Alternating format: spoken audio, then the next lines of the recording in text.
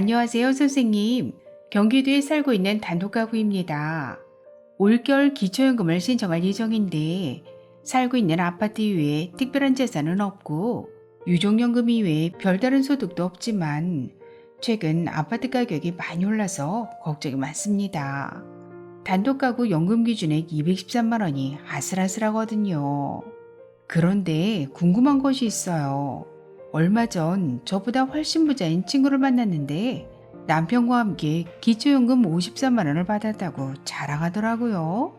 미리 준비해서 재산을 낮췄다고 자랑하면서 말이죠. 도무지 무슨 말인지 알 수가 없네요.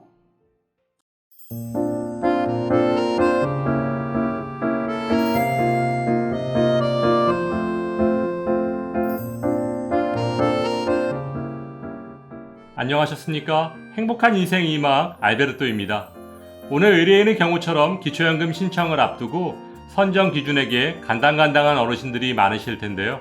오늘은 기초연금 신청 전에 재산을 줄일 수 있는 좋은 방법을 아주 쉽게 설명해 드리겠습니다. 2024년 현재 기초연금은 신청인과 그 배우자의 소득과 재산, 그리고 부채까지도 모두 반영한 소득 인정액이 단독가구 213만원, 부부가구 340만 8천원 이하면 단독가구 33만 4,810원, 부부가구는 53만 5,680원까지 받으실 수 있습니다. 그런데 오늘 의뢰인의 경우처럼 기초연금 신청 전 예상 소득 인정액이 기초연금 선정 기준액에 매우 근접해서 불안해하시는 분들이 많으신데요. 이런 분들이 꼭 알고 계셔야 할 내용은 바로 부채입니다. 왜냐하면 기초연금의 선정 기준이 되는 소득 인정액을 계산하는 공식을 보면 소득과 재산을 더한 금액에서 부채를 빼주기 때문입니다. 그런데 이 부채라는 것을 어떻게 이용하느냐에 따라 소득 인정액에 큰 차이가 날 수 있기 때문에 기초연금의 결정적인 변수로 작용할 수 있습니다. 그럼 지금부터 기초연금 수급을 위해 꼭 알고 계셔야 할 부채의 관리 방법 5가지를 설명해 드리겠습니다. 부채의 종류 첫 번째는 금융기관의 대출금입니다. 금융기관의 대출금이란 말 그대로 제1금융권, 제2금융권, 그리고 대부업체 등을 포함하며 보험회사의 약관대출도 모두 포함됩니다. 그런데 이 대출금은 대출 용도와 무관하게 100% 부채로 인정받아서 공제받을 수 있습니다. 즉, 대출을 받아서 사업자금으로 썼던지 아니면 자녀 결혼 비용이나 집을 사는데 보태주었던지 전혀 상관하지 않고 100% 부채로 공제받을 수 있다는 얘기인데요. 오늘 의뢰인의 친구분께서도 기초연금 신청을 앞두고 이 대출을 잘 이용해서 자산을 줄이셨을 것으로 예상됩니다. 그렇다면 주택연금은 어떻게 계산될까요? 주택연금은 집을 담보로 매달 연금을 받는 대출의 성격을 띠고 있기 때문에 받은 연금의 총합계만큼을 부채로 공제받을 수 있습니다. 따라서 주택연금은 기초연금 수급에 굉장히 유리한 방법이라고 볼 수 있습니다. 부채의 종류 두 번째는 임대보증금입니다. 월세, 전세 등의 임대보증금은 부채로 공제받을 수 있습니다. 하지만 100% 부채로 공제받을 수 있는 것은 아니고 시가표준액, 즉 공시가의 50%까지만 부채로 공제받을 수 있습니다. 예를 들어 시가표준액 5억 원 아파트를 3억 원에 전세 임대해 있다면 시가표준액 5억 원의 50%인 2억 5천만 원까지만 부채로 공제받을 수 있습니다. 또한 임대보증금을 부채로 인정받기 위해서는 기초연금을 신청하실 때 전세권 설정 등기 또는 확정일자를 받은 임대차 계약서를 꼭 제출하셔야 합니다. 그런데 여기서 정말 조심해야 할 것이 있습니다. 그것은 바로 가족 간의 임대차 계약서에 의한 임대보증금은 단 한 푼도 부채로 인정받을 수 없다는 것인데요. 그 이유는 기초연금 신청을 앞두고 가족 간의 임대보증금을 부풀리는 편법을 방지하기 위함입니다. 꼭 기억하시기 바랍니다. 부채의 종류 세 번째는 금융기관 외의 대출금입니다. 국가보훈처, 주택공사 등의 공공기관 대출금과 군인공제회, 교직원 공제회 등의 공제회 대출금, 그리고 캠코가 인수한 부실채권 등은 부채로 인정받을 수 있습니다. 부채의 종류 네 번째는 신용카드 미결제금입니다. 신용카드 미결제금의 부채 인정은 코로나19와 같이 갑작스러운 위기 상황 등으로 경제적 빈곤에 빠진 분들을 위한 조치이긴 하지만 모두 부채로 인정받을 수 있는 것은 아니고 3개월 이상 연체한 50만 원 이상 미결제금에 대해서만 부채로 공제받을 수 있습니다. 그런데 여기서 한 가지 조심하셔야 할 것은 카드론, 현금 서비스 등의 단기 신용대출의 연체는 부채로 인정받을 수 없다는 것입니다. 그 이유는 기초연금 신청을 앞두고 카드론, 현금 서비스 등을 이용한 자산 축소 등의 편법을 방지하기 위함이니 꼭 기억하시기 바랍니다. 부채의 종류 5번째는 가족 간의 부채입니다.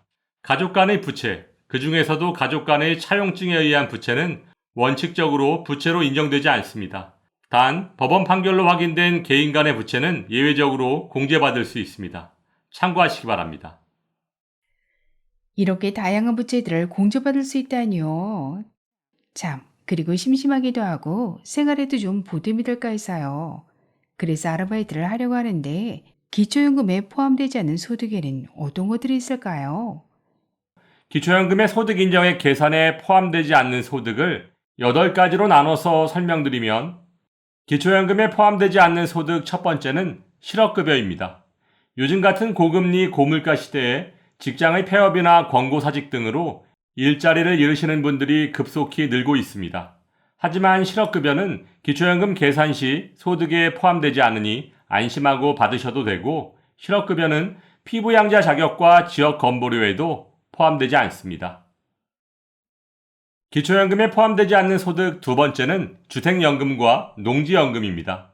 주택연금과 농지연금은 집과 농지를 담보로 받는 대출의 성격을 띠고 있으므로 소득에 포함되지 않고 오히려 매달 받은 연금의 합계만큼을 부채로 인정해서 100% 공제받으실 수 있습니다. 따라서 주택연금과 농지연금은 기초연금에 매우 유리하고 건강보험 피부양자 산정 시나 지역 건강보험료 계산 시에도 소득에 포함되지 않습니다. 기초연금에 포함되지 않는 소득 세 번째는 일용근로자 소득입니다. 1. 근로계약에 따라 일정한 고용주에게 3개월 이상 계속해서 고용되지 아니한 자. 2. 동일한 고용주에게 계속해서 1년 미만으로 고용된 건설공사 종사자. 3. 일당으로 급여를 지급받는 하역작업 종사자의 소득은 기초연금의 소득평가액에 반영되지 않습니다. 기초연금에 포함되지 않는 소득 네 번째는 공공일자리 소득 및 자활근로소득입니다. 노인 일자리, 장애인 일자리 사업, 공공근로 등에 참여한 대가로 제공되는 공공일자리 소득, 자활근로, 자활공공근로 등 자활급여의 일환으로 사업에 참여하여 근로를 제공하고 받는 급여 및 수당, 즉 자활근로소득은 기초연금의 소득평가액에 반영되지 않습니다. 기초연금에 포함되지 않는 소득 다섯 번째는 근로소득 산정에서 제외되는 산재급여입니다. 일용근로, 공공일자리, 자활근로 등 기초연금 산정 시 근로소득에서 제외되는 곳에서 일하시다가 받는 산재급여는 소득에서 제외됩니다. 하지만 일반적인 산재급여는 기본공제 없이 100% 기초연금의 소득평가액에 반영됩니다. 기초연금에 포함되지 않는 소득 여섯 번째는 자녀에게 받는 생활비입니다. 자녀에게 정기적으로 받는 생활비, 즉 용돈은 기초연금 계산 시 소득에 포함되지 않습니다. 하지만 안 쓰고 모아서 목돈이 되면 금융재산에 포함될 수도 있으니 조심하시기 바랍니다. 기초연금에 포함되지 않는 소득 일곱 번째는 장애인연금입니다. 장애인연금법에 의한 장애인연금과 장애인복지법에 의한 장애수당은 소득에 포함되지 않지만 국민연금법에 의한 장애연금은 소득에 포함된다는 점 꼭 기억하시기 바랍니다.